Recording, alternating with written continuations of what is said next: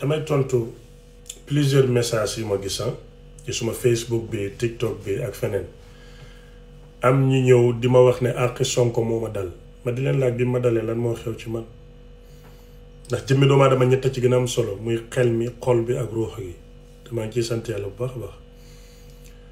waaye dama bëgg ñu delluwaat ginnaaw tuuti ci li ma leen waxoon yàlla du sàmba paate bajaanam kenn ba koo mere rek ne yàlla dumaal mu duma wala koo kontaan na ko defal mu def ñun ñëpp suñ ndey yi bëgg nañ ñu mbëggeel goo xam ne buñ sañoon ñu gën te niñ mel neexut leen fi ku fi sañoon ku fi sa ndey sañoon nga gën ñëpp ñun ñëpp am na ci ñuñ kontaan mais looy wax yàlla na la yàlla fay parce que mënoo ci nit ki dara ma bëgg ñu xam tamit ne dogal bu neex ak bu naqari yàlla koy wàccee te bu ñëpp dajaloo woon ci penku jàkkaarloo di ñaan yàlla ba suba ci tur yàlla yi gën a foor ak alxuraan mënuñoo ñaan lu yàlla dogalul Sonko moom nga naan àqam moo ma dal dama lay fàttali ne moom nit la ndax mu ngi ak ñaari jeeg mu ngi leen bàyyi ci kër gi ñu ngi tëdd mu ngi njaboot goo xam ne suñ ko gisee dañoo bind juge pour mu may leen autorisation ñu gis seen baay Sonko moom ngay wax Sénégal fenkat yi bari neen mais moom rek moo fi fen fay 200 millions fenu 200 millions ci Sonko la am Sonko moom ngay wax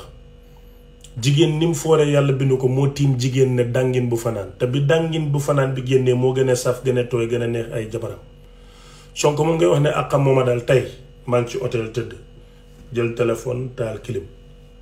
moom mu ngi kaso donc bugguma la woon a sax tontu ci cas boobu ndax dafa am ñoo xam ne dañu bëgg Sonko bëgg ma te tontu bi dina am ñu metti mais man suma làmmiñ dama ko licence denjuma ko pour kenn donc su dee àqi Sonko moo ma dal maa ngi lay yëgal ne fii ma toog jàng naa alquran maa ngi lay yëgal ne maa ngi dundal daara maa ngi lay yëgal ne maa ngi joxe suma dépense maa ngi lay yëgal ne maa ngi liggéey maa ngi lay yëgal ne maa ngi waaj a tukki maa ngi lay yëgal ne nekkuma ci dara lu ma naqari waaye Sonko mi nga wax moom yow moom liberté bi nga am bay commentaire moom amu ko wax dëgg yàlla te maa ngi zonse di felaale di taaxuraan mais moom mënu ko beneen ba ca des Sonko moomu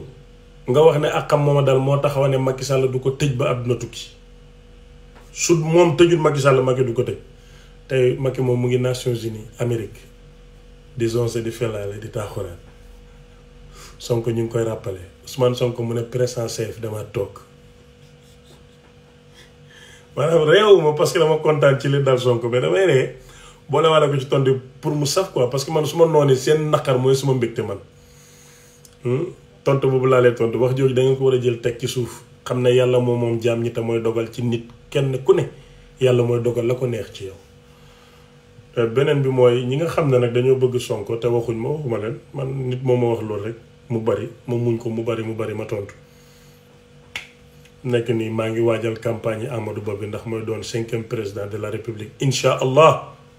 waaw ndax yàllaay fal yàllaay folli waaye sañ nañoo am yaakaar sañ nañoo ñaan sañ nañoo bëgg